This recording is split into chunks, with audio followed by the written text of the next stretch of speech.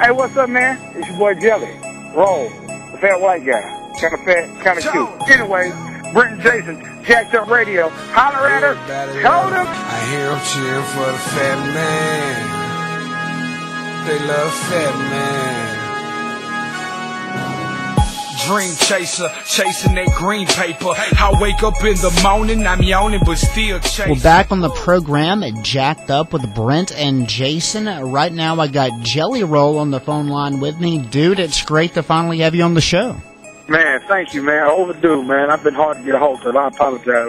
I'm back to work, though, baby. It's all good. That's the best thing. First of all, you recently dropped a mixtape, Whiskey, Weed, and Women, but this is an updated and revised version due to a certain restaurant's apparent unhappiness with free publicity. Can you tell us what happened with that? Man, you know, we dropped Whiskey, Weed, and Waffle House at the beginning of, I guess it was like April 1st, April 3rd, maybe. It was right there the first few days of April, I believe, man. And it might even been March 31st. But nevertheless, you know, we did some real good numbers, man. We were blessed, man. Whiskey really took off. We printed like 10,000, 15,000 hard copies, put them straight in the streets, gave them away for completely free.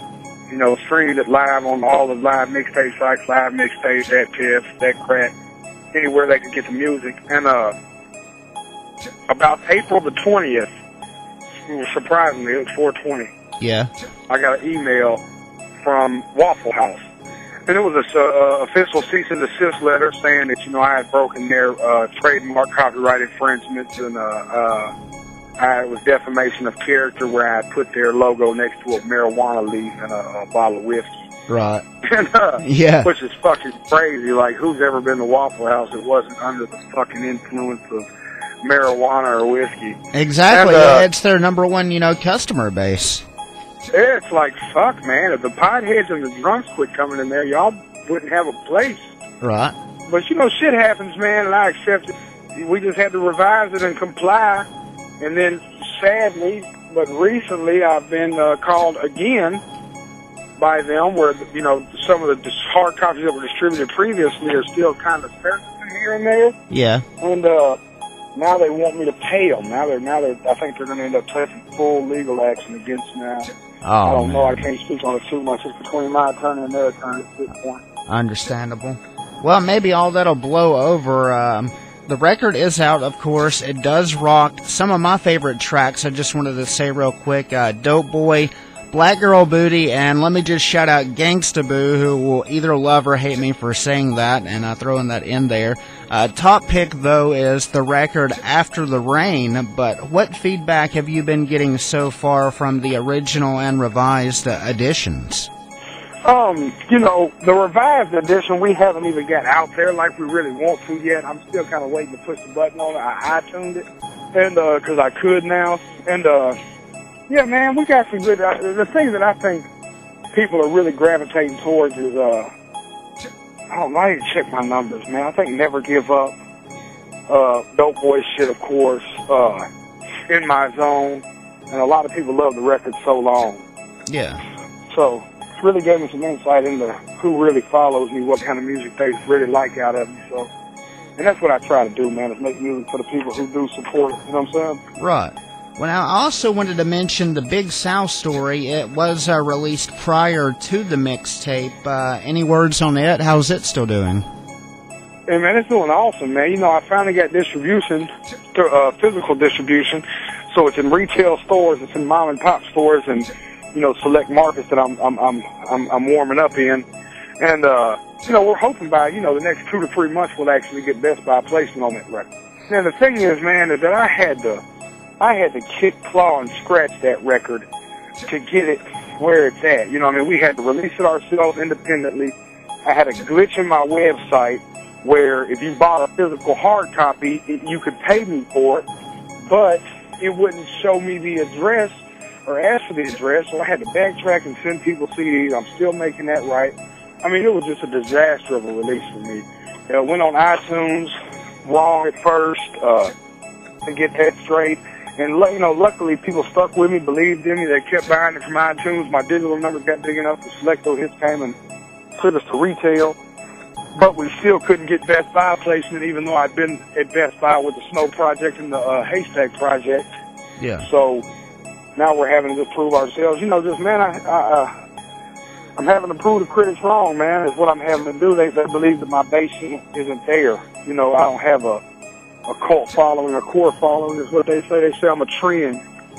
Well, I mean, I definitely think it's it's definitely gonna end up, I personally believe, and not just saying this because you're doing the interview with us, but I definitely think you're ultimately gonna prevail. I mean, you've had release after release that's so solid, but another thing that this is what I'm more excited about than anything, is you literally, I believe, just started working on on another collaboration album with my dude Lil Watt. How's that going?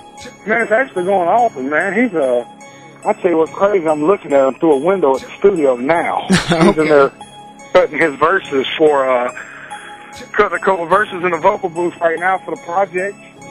You know, we're building steam, man. People are getting behind it, man. We'll definitely get retail placement with Lil White's name on it. I think we're going to call the record Back Roads, not 100%. We're about 10 records deep, plan on finishing it by Monday. Got a lot of big features coming in on it. You know, that people that are, like, just really with it. Like, I couldn't believe, reached out, like, hey, man, we want to be on the record. So, yeah, I'm excited about it, man. You know, and people have been wanting me and White back.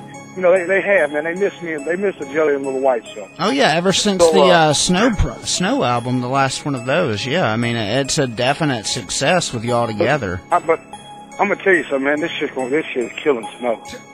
Oh, wow. This shit right here this shit blowing Snow out of the water, man. So when are we going to get to hear something from it, then? I'm probably going to leak a record that we can't use in the next couple of days. Oh, hell anyway. Yeah.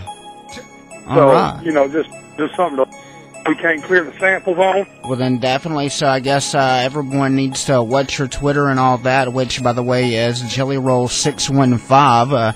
Just thought I'd throw that out there in case. Instagram the same way, man. Everybody's on this Instagram page, so we're on there. Yep.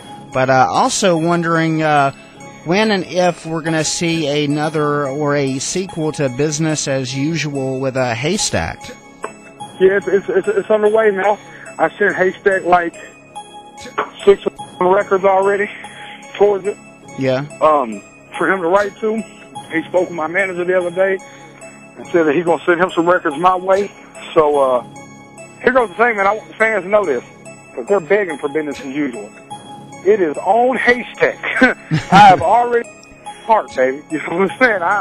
I hate to put my dude on blast, because that's the big homie, man. He kind of raised me in this rap shit to a degree. Right. And we're waiting on Stack, man. You know, so everybody needs to tweet Haystack Mac.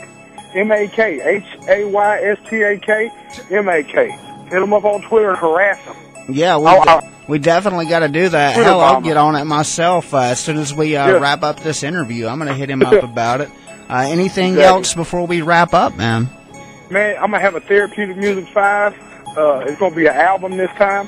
It'll be available only online, and we're going to sell it with the box set, which will be Therapeutic Music 1, 2, 3, and 4 with it. So it'll just be an online thing we're working on now, putting it together, coming into the year. Been working on a Jelly Roll album, another one, but man, I got something big, man. I just can't all the way speak on right now, but any hints? I'll tell you this, man. The album I'm going to drop at the beginning of next year is going to have a DVD with it, and it's not going to be a documentary. Okay, all right. Well, that gives us a little bit of a clue. I'm gonna be staying tuned for information on that. Certainly, man. So I really believe it's going to be the thing that takes me to a different place, man. You know, we're gearing up for it. We've been getting with a bunch of people to get together to get it right. We got dates set for shooting it, and it's gonna be crazy, man. It's gonna be something way out of the box. It's gonna be something different, and it's gonna sink or swim, baby. And if it swims, it's gonna change the face of what we do now. Period. Especially, I'm gonna put a lot of pressure on artists.